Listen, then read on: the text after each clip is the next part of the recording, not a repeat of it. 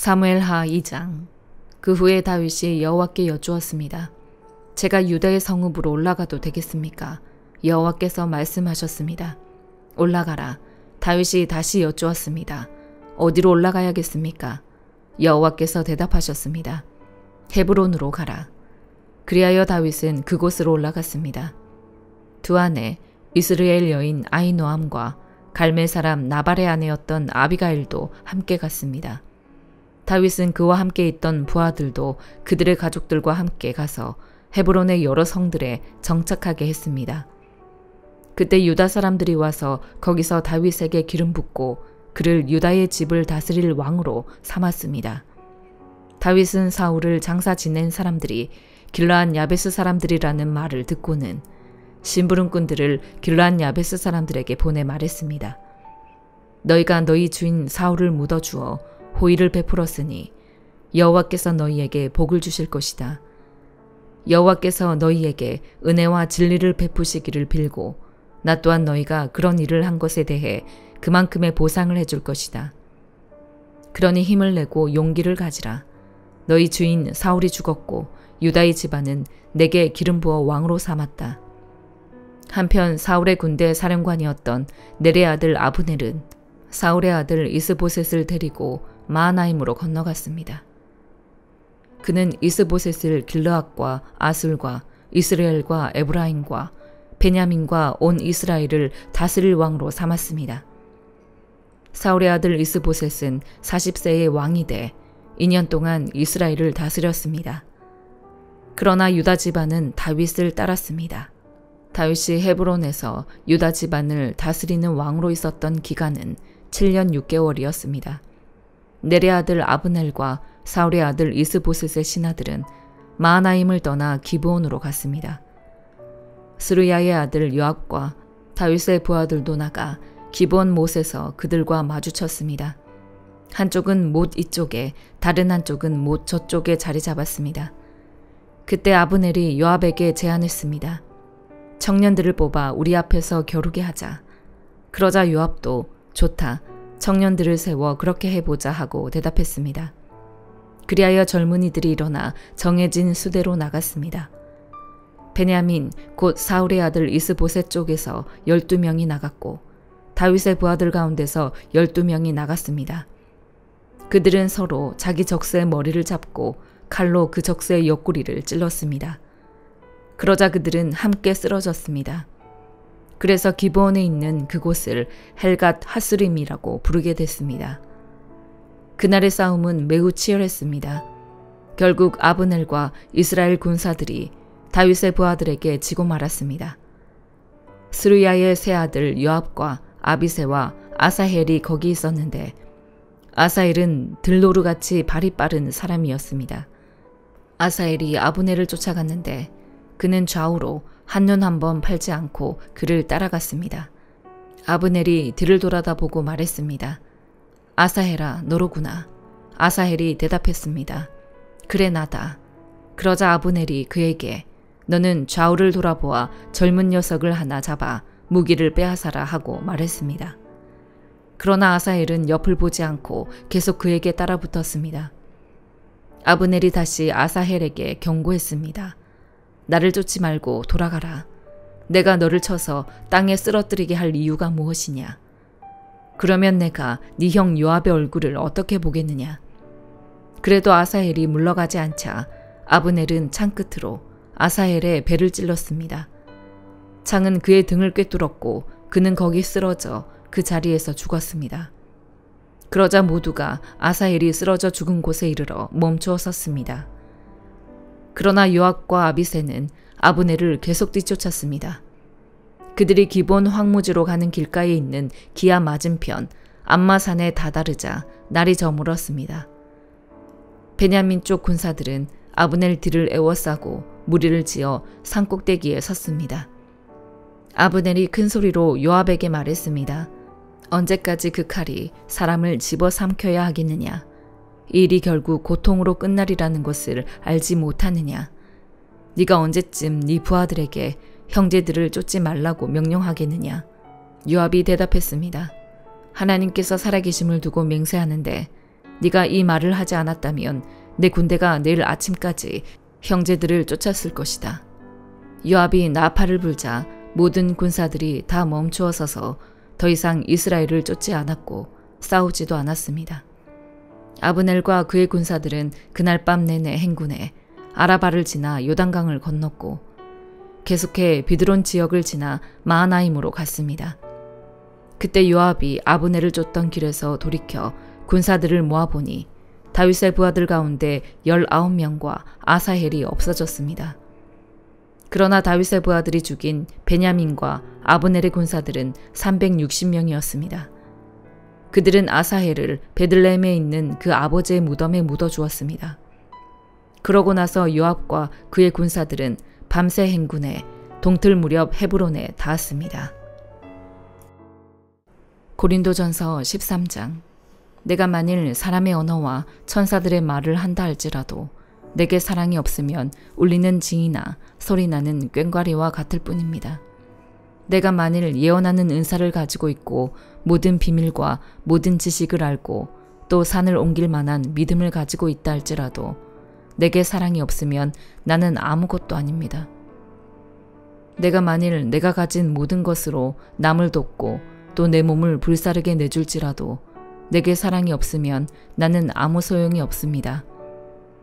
사랑은 오래 참고 친절하며 사랑은 시기하지 않으며 자랑하지 않으며 교만하지 않으며 무례하지 않으며 자기 유익을 구하지 않으며 성내지 않으며 원한을 품지 않으며 불의를 기뻐하지 않으며 진리와 함께 기뻐하고 모든 것을 덮어주고 모든 것을 믿으며 모든 것을 바라고 모든 것을 견딥니다.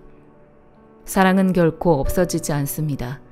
그러나 예언도 사라지고 방언도 그치고 지식도 사라질 것입니다. 우리는 부분적으로 알고 부분적으로 예언합니다. 그러나 완전한 것이 올 때는 부분적인 것은 사라지게 될 것입니다. 내가 어린아이였을 때는 어린아이같이 말하고 어린아이같이 이해하고 어린아이같이 생각했습니다. 그러나 어른이 돼서는 어린아이의 일들을 버렸습니다. 지금은 우리가 거울에 비추어 보듯 희미하게 보지만 그때에는 얼굴과 얼굴을 맞대어 볼 것입니다. 지금은 내가 부분적으로 알지만 그때는 주께서 나를 아신 것 같이 내가 온전히 알게 될 것입니다. 그러므로 믿음, 소망, 사랑 이 세 가지는 언제까지나 남아있을 것인데 이 가운데 가장 위대한 것은 사랑입니다. 에스겔 11장. 그러고 나서 주의 영이 나를 들어 올려서 나를 여호와의 집 동쪽으로 향한 동문으로 데려가셨다. 문 입구에는 사람 25명이 있었는데 그들 가운데 백성들의 지도자인 아술의 아들 야하사냐와 브나야의 아들 블레아다가 보였다. 그분께서 내게 말씀하셨다.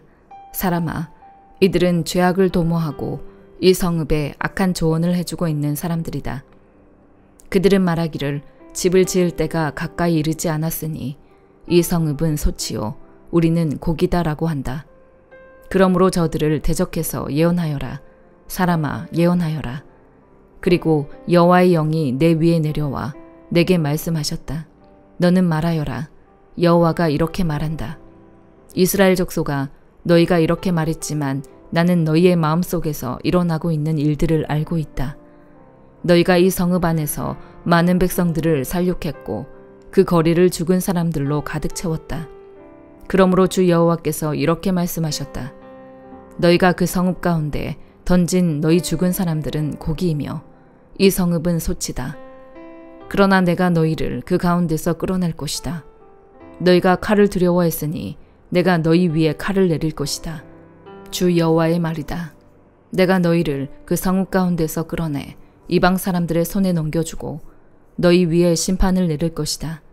너희는 칼에 의해 쓰러질 것이다. 이스라엘의 영토에서 내가 너희를 심판할 것이다.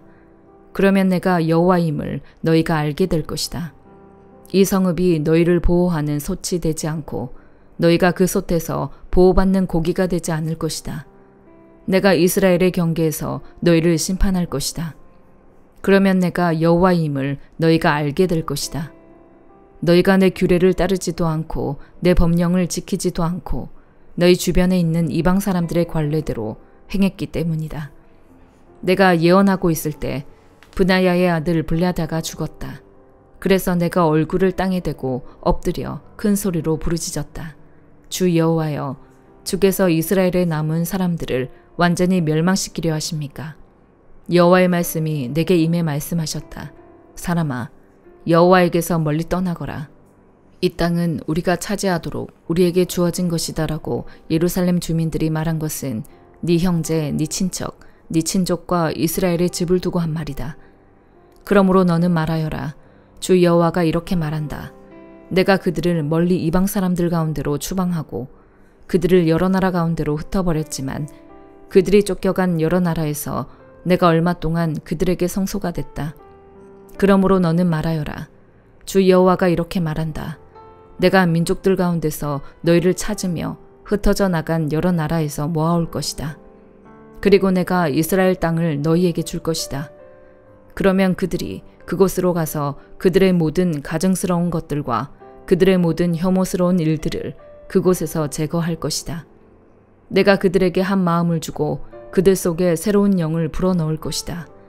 내가 그들에게서 돌같이 굳은 마음을 제거하고 살같이 부드러운 마음을 줄 것이다. 그리하여 그들로 하여금 내 규례를 따르게 하고 내 법령을 지켜 행하게 할 것이다. 그러면 그들이 내 백성이 되고 나는 그들의 하나님이 될 것이다. 그러나 그들의 가증스러운 것들과 혐오스러운 일들을 마음으로 쫓아가는 사람들에게는 그들의 행동을 그들의 머리에 갚아줄 것이다. 주 여호와의 말이다. 그러자 그룹들이 그들의 날개를 펼쳤는데 그들 곁에는 바퀴들이 있었고 이스라엘의 하나님의 영광이 그들 위에 있었다. 여호와의 영광이 성읍 가운데서 올라가 성읍의 동쪽에 있는 산 위에 멈춰섰다. 그러자 하나님의 영이 환상 가운데 나를 들어서 갈대아에 있는 포로들에게로 데려가셨다. 그리고 내가 본 환상이 내게서 떠나갔다. 나는 포로들에게 여호와께서 내게 보여주신 모든 것을 말해 주었다. 시편 50편. 전능하신 하나님, 바로 여호와께서 말씀하셔서 해 뜨는 데부터 해 지는 데까지 세상을 부르셨다. 완벽한 아름다운 그 자체인 시온에서 하나님께서 눈부시게 빛을 내셨다. 우리 하나님께서는 잠잠히 오시지 않으실 것이다. 그분 앞에는 삼키는 불이 있으며 그 주위에는 맹렬한 폭풍이 있을 것이다. 그분이 위로는 하늘을 부르시고 아래로는 땅을 부르시니 그 백성들을 심판하시려는 것이다.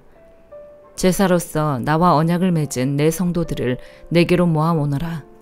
하늘이 그 의를 선포할 것이다. 하나님께서 친히 심판자가 되시기 때문이다. 셀라. 오 내 백성들아 들으라. 내가 말한다. 오 이스라엘아, 내가 너에 대해 할 말이 있다. 나는 하나님이다. 바로 네 하나님이다. 내가 너의 희생제로 너를 책망하지 않을 것이니 너는 계속해서 내 앞에 번제를 드렸다. 나는 네 외양간의 황소도 네 우리의 염소도 가져갈 생각이 없다. 숲속의 동물이 다 내 것이며 수천의 산에 널려있는 소들도 다 내 것이 아니냐. 내가 산에 있는 새들을 다 알고 있고 들에 있는 동물들도 다 내 것이다. 내가 혹 굶주려도 너에게 말하지는 않을 것이다. 세상이 내 것이고 그 안의 모든 것이 내 것이니 말이다. 내가 황소 고기를 먹겠느냐 아니면 염소 피를 마시겠느냐. 하나님께 감사의 제사를 드리고 지극히 높으신 분께 네 서원을 이루라. 고통받을 때 나를 불러라. 내가 너를 건지겠고 네가 나를 영화롭게 할 것이다. 그러나 악인들에게는 하나님께서 이렇게 말씀하신다. 네가 무슨 권리로 내 법을 말하고 내 언약을 네 입에 담느냐. 너는 가르침을 싫어해 내 말을 등 뒤로 던져버리고 도둑을 보면 동조하고 간음하는 사람들과 어울리며 입은 악에게 내주고 혀로는 속임수를 일삼으며 네 형제를 비난하고 네 어머니의 아들을 비방하는구나. 네가 이런 짓들을 해도 내가 입 다물고 있었더니 나를 너와 같다고 생각했느냐. 그러나 이제 내가 너를 질책하고 네 눈앞에 네 죄를 차근차근 밝혀 보이겠다. 너희 하나님을 잊은 사람들아, 이것을 잘 생각해보라. 그러지 않으면 내가 너희를 산산조각 내도 구할 사람이 없을 것이다. 감사의 제사를 드리는 사람은 내게 영광 돌리는 것이니 길을 곧게 닦는 사람에게는 내가 내 구원을 보여주겠다. 아멘.